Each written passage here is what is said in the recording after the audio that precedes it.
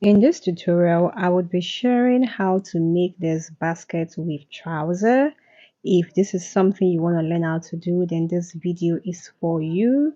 This tutorial is pretty simple. So you have a normal trouser from the waist to the knee line and the basket weave from the knee line down to the hem. My name is Ayomide, and on this channel you would find sewing tutorials and pattern drafting tutorials.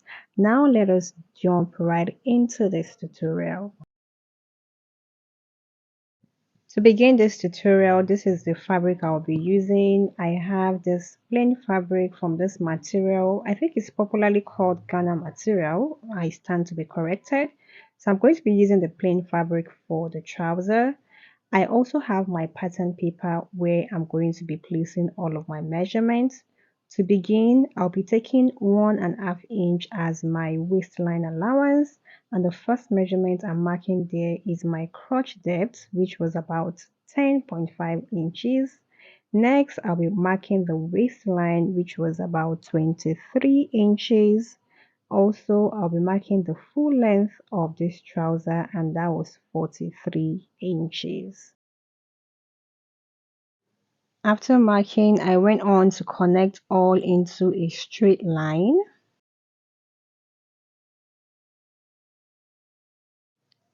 Next, I went ahead to mark 2 inches beneath the crotch line, and this is going to be the thigh line. Also, I'm going to be taking 1 inch away from this part of my pattern paper. This would allow me to add side seam allowance to the front part of my trouser. Some people like to add all of their allowances to the back, but I like to add allowance to the side of my trouser. I have my crotch line there, my thigh line there, my knee line right there, and the full length line right here. So guys, let us begin to place our measurements. To begin, the first measurement I'll be placing is my hip measurement, a quarter of the hip measurement, and I'm placing that on the crotch line. Also, I'm placing the crotch extension right over there. So I have my crotch extension right there. Moving on, I'll be taking out 1 inch from a quarter of my hip measurement and place that on the waistline just to have a slanted line.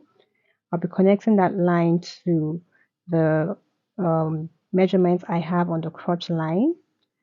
I'll also be drawing in my crotch call. Afterwards, I'll be measuring all that I have on the crotch line and I'll be getting the midpoint. I'll mark that midpoint on the crotch line, the thigh line, the knee line, and also the full length line, which is the ankle line. Next, I'll be placing my measurements on either side of this dividing line that I'm drawing. So on the thigh line, I'll be placing a quarter of my tie round measurements on both sides of that dividing line. On the knee line, I'll be placing a quarter of the knee measurements on the both sides of that line too. Moving on to the ankle line, I'll be placing the same measurements I have on the knee line also on the ankle line because I don't want this to be a pencil trouser. Next, I'll be connecting all of my points together.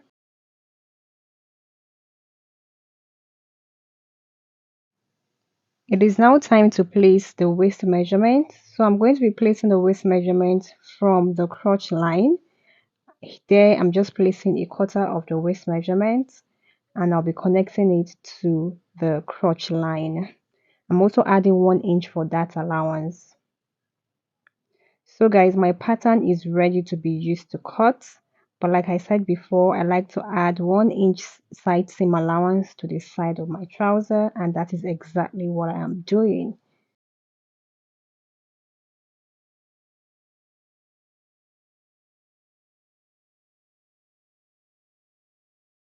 I am done with my pattern and this is what it is looking like. What I'll do next is to extract the upper part of the trouser from this pattern. I'm going to be deciding the length I want the upper part to be, and I'm going for a length of 19 inches, which is just some inches above the knee line. I'll connect it into a straight line. So what I'll do is to cut along this line. This part will be the basket weave, while the other part would be my normal trouser.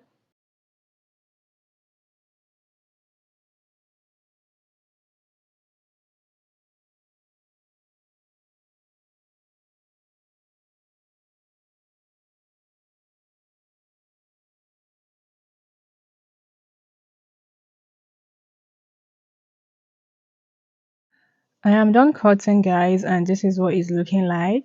Because of the nature of the style I'm working on, I will need to create duplicates of that basket area. So this is me placing the basket area of the front on another pattern paper, and I'll be creating an additional duplicate for the front. So I'll be having two for the front.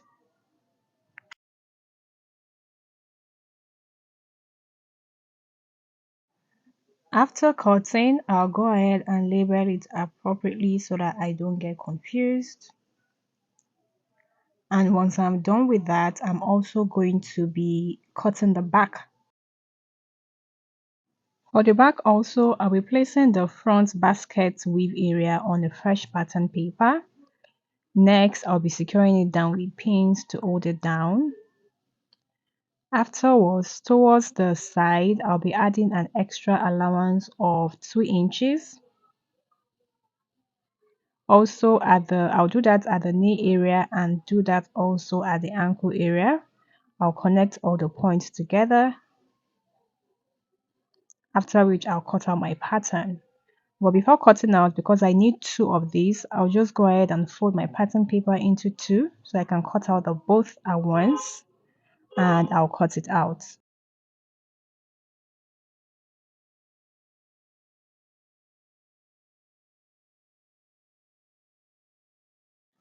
After cutting out, I went ahead to label appropriately so that I do not get confused.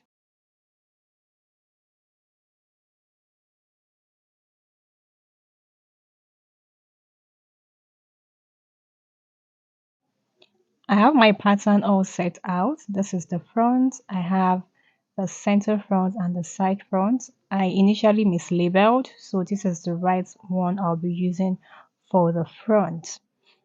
It is now time to work on the pattern of the basket weave, and I'm going to be using one of this pattern to illustrate. To do that, I'll be marking my points, and I'm using the back to illustrate now. So I'm going to be marking 2.5 inches apart, and how wide apart you mark depends on the fabric you use, because trust me, this process consumes a lot of fabric.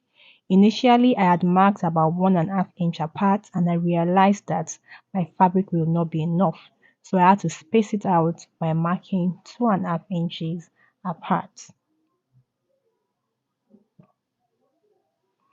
After that, I also went ahead to mark two at the hem, and here I marked 2 inches apart. So I'll go ahead and connect it.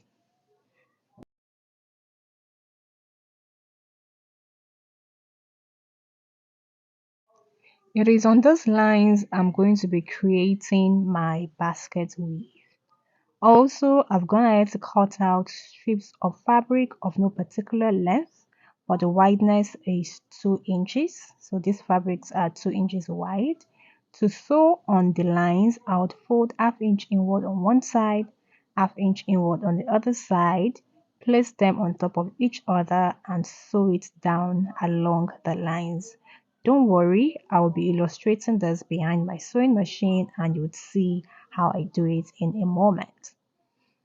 So I am now on my sewing machine, and like I illustrated before, fold ½ inch inward on both sides, place them on each other, and I'm placing it on one of the lines. You can start either horizontally or vertically. It doesn't really matter that you have to start vertically, and I'm just sewing it down on one edge. I'm also sewing it down on the other edge. And This was the way I did my basket weave. So I'm starting with the vertical lines and I'm just sewing it down on all the vertical lines first of all.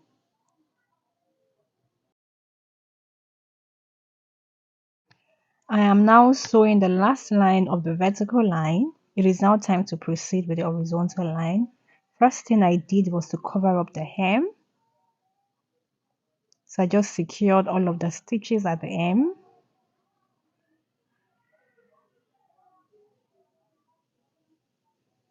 After that, I started sewing on each of the horizontal lines, just like I did for the vertical lines. And this was pretty much how I did for all of the 4 pieces of the basket weave.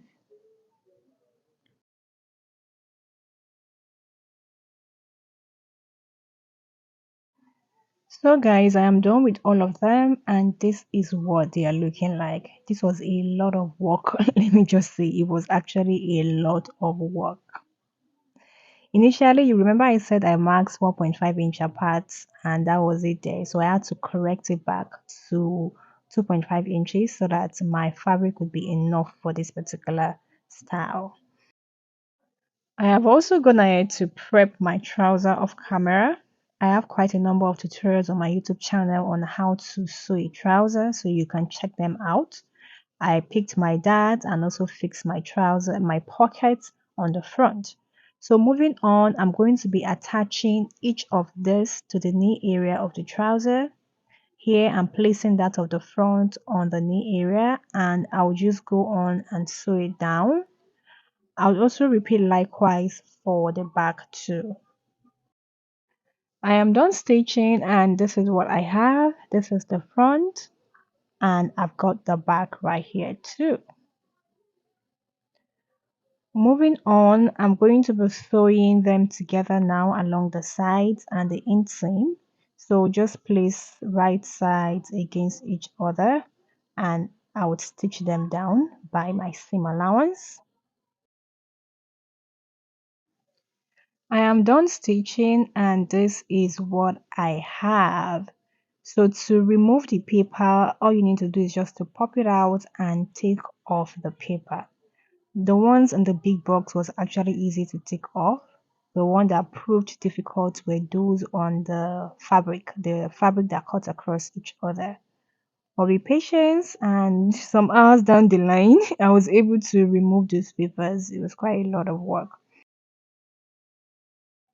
What I went ahead to do after this was to fix my waistband and also to fix my zipper and ensure that I removed every bit of this brown paper on this trouser and I'll be showing us the outcome. So guys, this is what the trouser is looking like.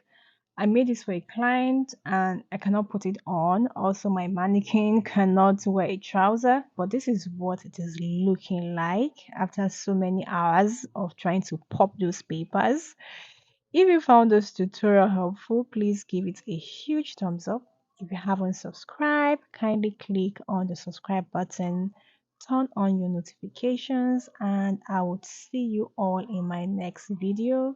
Goodbye and stay blessed.